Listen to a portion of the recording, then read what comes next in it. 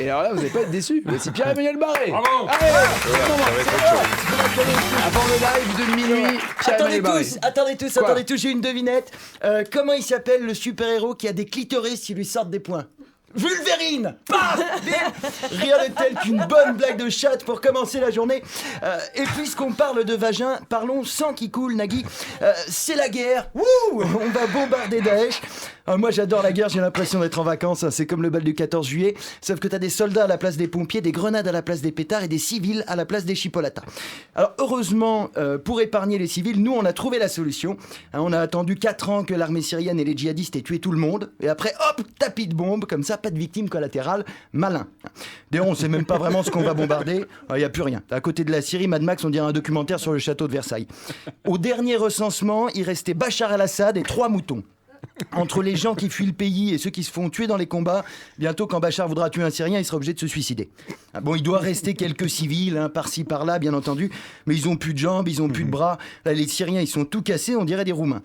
En plus, c'est complètement has-been d'aller bombarder là-bas. Les Américains ont bombardé la Syrie, la Jordanie a bombardé la Syrie, l'Arabie Saoudite a bombardé la Syrie, le Canada a bombardé la Syrie, même la Syrie a bombardé la Syrie. Le monde entier est en file indienne en attendant de tirer son coup. On a l'impression qu'on est dans un énorme gangbang et que c'est la Syrie qui fait le vagin.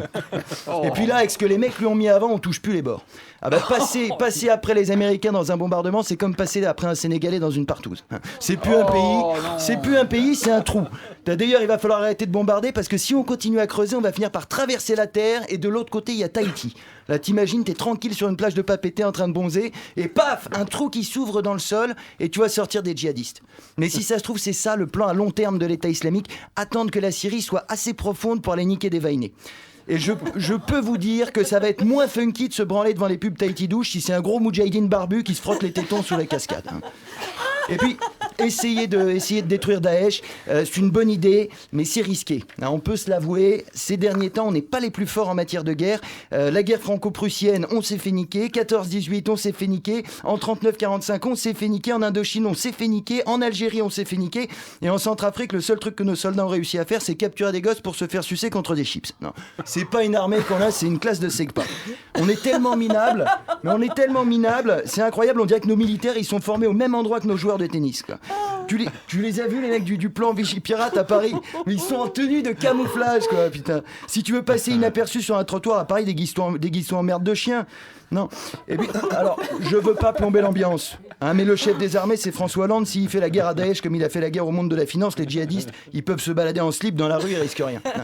Non. À mon avis, la seule solution, si la France veut éradiquer Daesh, c'est que tous les Français s'engagent aux côtés de l'État islamique, qu'on déclare la guerre au Groenland et qu'on attende tranquillement de se faire péter la gueule par des pingouins. Alors voilà, nous, on se retrouve lundi prochain pour ma chronique cinéma. Et on découvrira ensemble que si on regarde un porno à l'envers, c'est l'histoire d'une femme qui arrive à cracher de manière très précise dans l'urètre de son partenaire.